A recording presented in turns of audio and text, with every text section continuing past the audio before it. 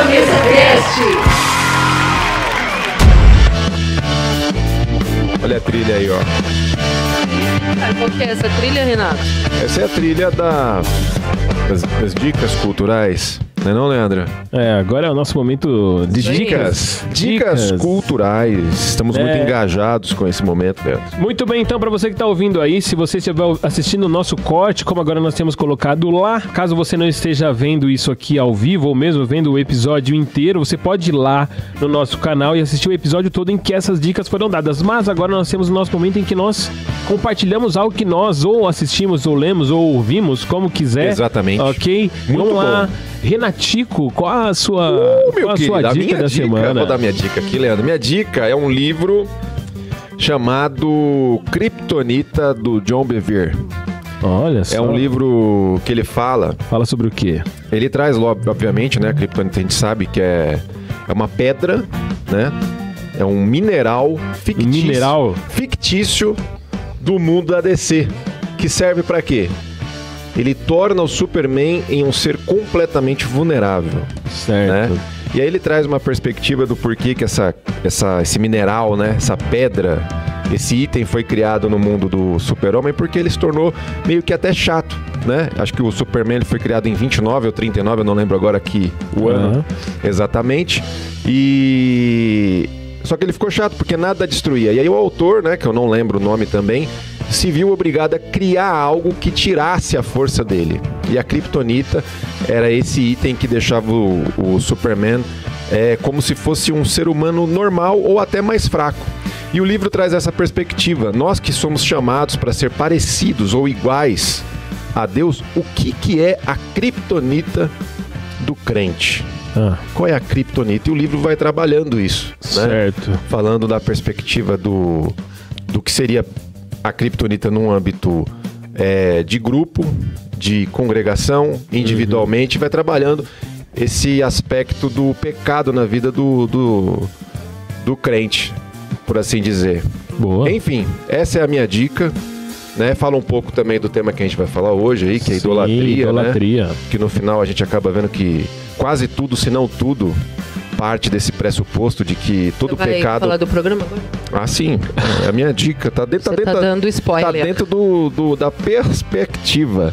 Mas é um livro muito legal, fica aí a minha dica, Kryptonita, do John Bevere. Então tá aí, um livro que traz um assunto cultural, né? Assunto do nosso tempo contemporâneo aí, pra falar de algo muito importante e eterno, né? Um problema eterno e etéreo, talvez, podemos dizer assim. E talvez é o que nos faz entendermos que somos humanos, porque você falou, ser parecido com Deus. Cara, não tem como.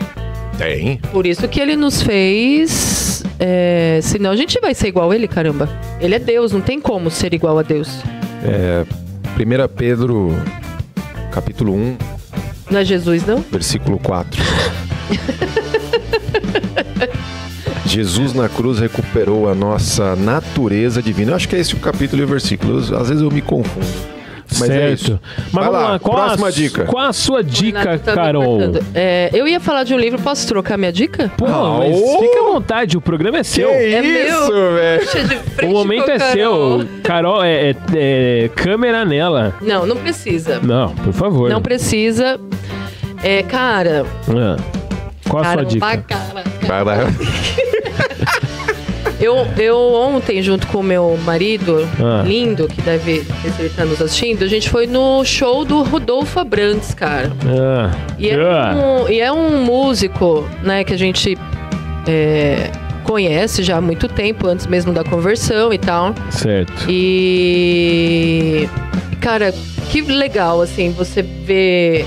as letras, né? Eu tava conversando com o Renato antes da gente entrar no programa. Sim. De que o cara, ele sempre teve, talvez, ali o dom de ser letrista. Certo. E ocasionalmente houve ali o momento que ele fazia letras que eram, de fato, né, sujas, impuras, imundas.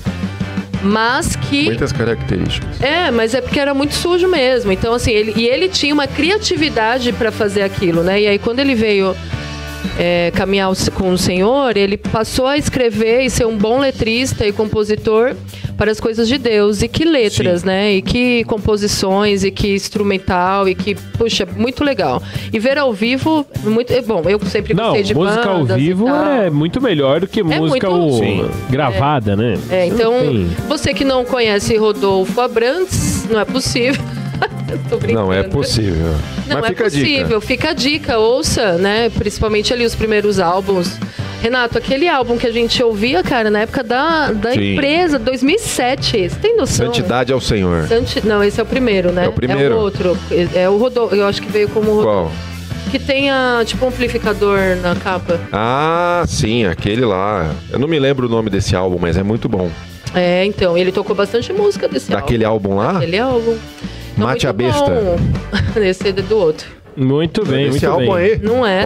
Vai por mim. Não Vamos lá, eu vou para a minha dica. Minha dica da semana. Posso a minha dica, Carol? Sem querer atrapalhar a conversa de Rodolfo Abrantes de vocês, sem querer atrapalhar. Você não gosta, né, Leandro? Não gosto do Rodolfo. É outro nível, Renato. Ele não gosta, viu, Rodolfo? Nível. Nós gostamos. Acho bem ruim. Nós gostamos. Não, nada contra ele, pelo amor de Deus. Não, pelo já virou pessoal, Leandro. Nada contra a pessoa, mas o som é muito ruim, desculpa falar, mas tudo bem. Ele é do... Do quê? Do groove. Você acha o Rodolfo ruim? Eu acho bem ruim. Renato, bem quem... Bem ruim. Ele gosta de Chopin. Ele gosta de Leonardo Gonçalves. Olha só. O quê? Mas é que é o seguinte, você comparar Leonardo Gonçalves com o Rodolfo Abrantes... Esse é o ponto. Comparar o Ronaldinho nichos. Gaúcho com o Rosenbrink. Depende qual critério. Então, Depende qual critério. Esse é o ponto. São nichos. Depende do critério. Diferentes. Qualquer critério, Rodolfo Abrantes e Leonardo Gonçalves... Não. Puxa aí, vai. Fala um critério aí. Letra. Rodolfo. Letrista? Rodolfo. É que ele não pegou pra ouvir. Tá vendo? Você não ouve. Você não ouve, é isso? Você só pode ser ele louco. Não pegou. Fala uma boa letra. Me fala uma boa letra do Leonardo Gonçalves, uma. Deixa eu dar minha dica aqui. Deixa eu dar minha dica, vai. Não é que foge, aqui não tem nem coerência essa discussão. Mas é que são nichos. Não, você falou letra. Entendeu? Falei, Rodolfo. Não, pelo amor de Deus. Poesia do Rodolfo é muito melhor. Próxima. Amor com dor. O Rodolfo rima amor com dor. Vamos lá. A minha dica... Rapper. Quem é melhor rapper? Desculpa. Quem canta repente melhor? Desculpa, Leandro. Você perdeu em todos os quesitos quase. Vamos lá. A minha dica da semana é um livro de um autor chamado Kevin DeYoung, que se chama Super Ocupado. Ok? Eu gosto até, inclusive, que o subtítulo do livro, ele tá lá assim, um livro muito pequeno sobre um problema muito grande. Mas não era esse que a gente ia fazer um programa? Eu não sei. Não, eu não acho que Carol, a gente vai fazer um programa sobre o livro.